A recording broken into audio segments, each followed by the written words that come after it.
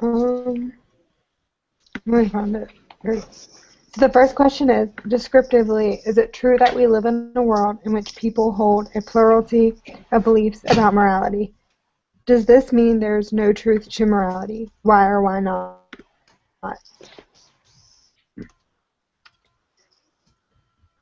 Um, well, yeah, So, it's true that like moral will everyone has different morals, but in the like assignments that we got, we there was that video where they talked about the professor like decomposed Kant's theory, and then he talked about like the kind of the what was it called um the categorical something. It was like a universal kind of way to determine morals, and I think that seemed pretty solid to me. So I guess I could consider that a truth. It worked for like a bunch of different scenarios and everything. yeah. I think that like people have so many different like beliefs in morality, and people like moral for them their morals differ situation to situation a lot of times. Yeah, I think it would be like impossible for everyone to agree on anything, especially something like morals that is so personal and like a sensitive topic. Yeah, that's true.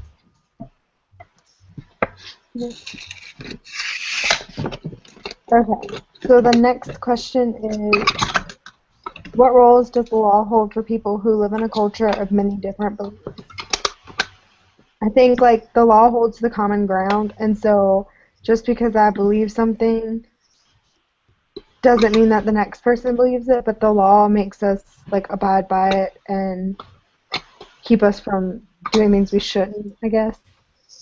Yeah, I mean, an example could be like if someone personally thinks killing someone's okay, the law is going to prevent them from doing that just because there has to be some considered murder, even if the person like thinks it's okay in their within their morals.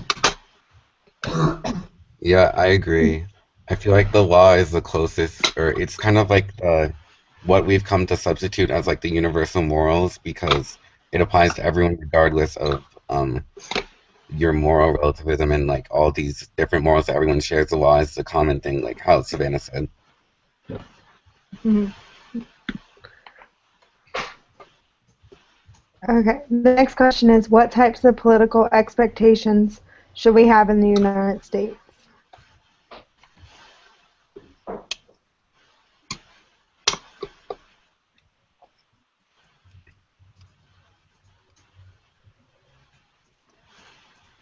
Uh,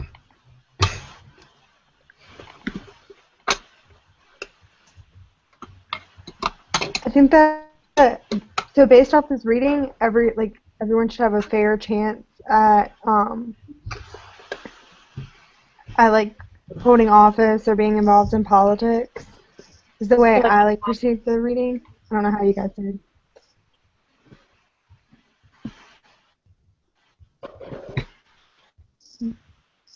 yeah, and I also think everyone's beliefs should be represented in the political system, like in political parties. Although that's probably not feasible, I think ideally that would be good for everyone to actually have a voice and not have to vote on just two different ideologies. yeah, or have like somebody to represent them. Hmm. The next question is, what role should freedom play in the organization of basic political structures in the United States?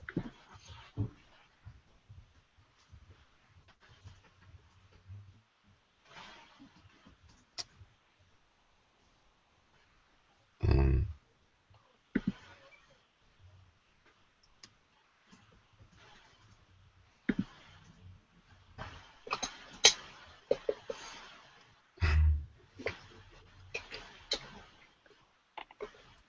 well, I think that the definition of freedom, I think according to Kant or whatever, it was you do something out of your own free will. Like you do it autonomously, which is like you do it stuff. I don't know how that would like relate to office though. Well, I guess we already have freedom because the people who hold office aren't forced to hold office. They do it by basically by themselves. They, they choose it. Yeah, I definitely think like you made a good point with like they choose it, and like I think we should have the freedom to vote or like make a decision about who's in office or the laws. To an extent, like the laws and stuff that govern us, we should have freedoms about them. Right. Yeah, I agree.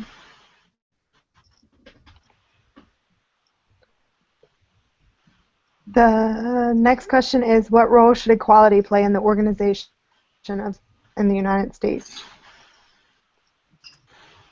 I think basically, even though people will have different powers and someone might have more power over someone else, it's all treated equally. They all get the same rights. They all are represented the same way and all get to represent others the same way.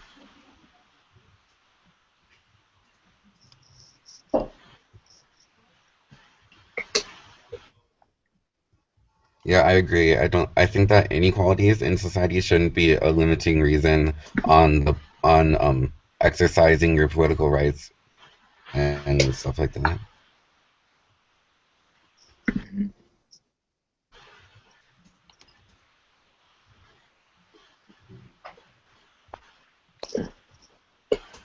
We should all have we should all have the equal opportunity for success and like for participation and citizenship, I guess. Yeah. Hmm.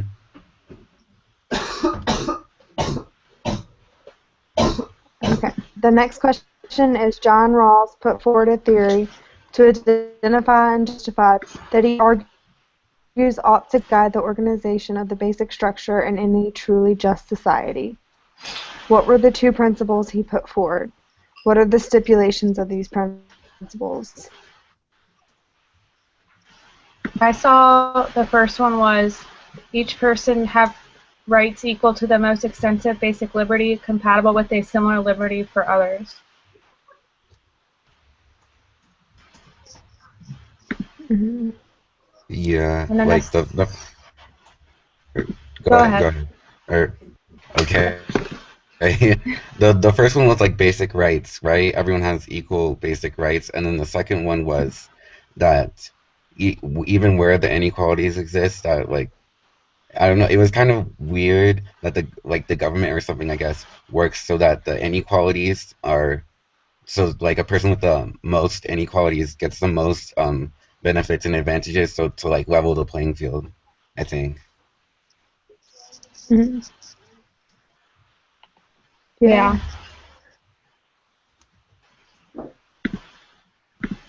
And then what are the stipulations of these principles? So I feel like the you deserve a right to like, your freedoms and a right to opportunity. But I feel like there's stipulations in the sense that like if you kill someone, I don't think that like you deserve all the rights that I deserve as a law-abiding citizen. Mhm. Right. So the next question is, identify at least 3 reasons Rawls used to justify his principles.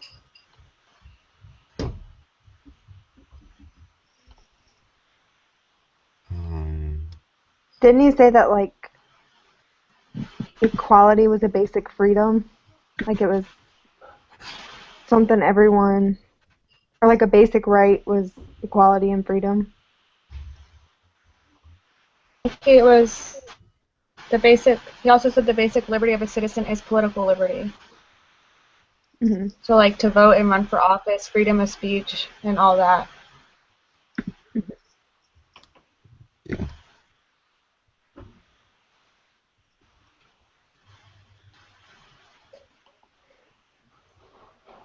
Alright. The next question is, Rawls' theory requires that any just system be in accordance with the difference principle, which states that inequalities of society must be arranged so that they are most advantageous to the least well-off. Why did Rawls include this as part of his just society? Is he correct in stipulating this? Why or why not?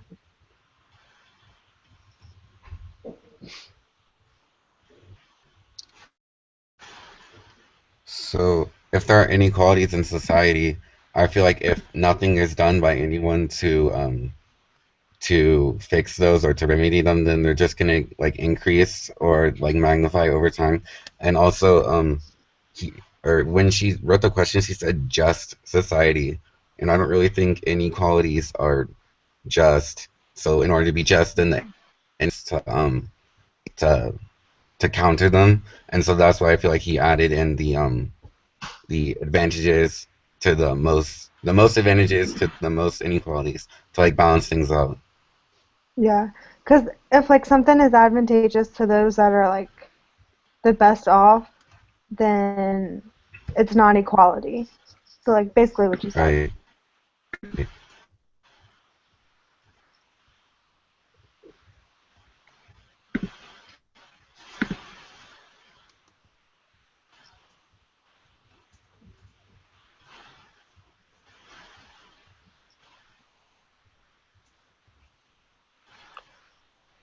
And what similarities and differences do you notice between Rawls' theories and Mill's or Kant's theories?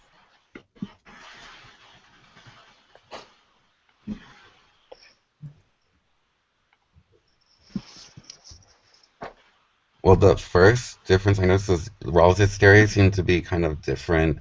It it didn't it wasn't like I don't know, it didn't seem to be like the morality of each the morality of the society overall. So rather than focusing on the individuals, focusing on like, many people at once and the structure of society. I think the biggest similarity is that they take into consideration like the motivation behind the morals. Like the motivation behind our morals in society is equality, and like what's the motivation when we do other things as individuals. Yeah, I agree with that. I agree too. Okay, and then the last thing we have to do is we have to come up with a name for our discussion group. So I think that's something we're gonna all have to do together. We'll just like chat and talk about it. Okay. Okay. So I'll send you guys the link as soon as I exit off so you can submit it. Okay, and did you see the other part says before you submit your video, the group leader should fill out the discussion group form? Yes. Okay. I'll go ahead and So do it's that. just like, oh, is that like the name and stuff? Okay. I think so, yeah.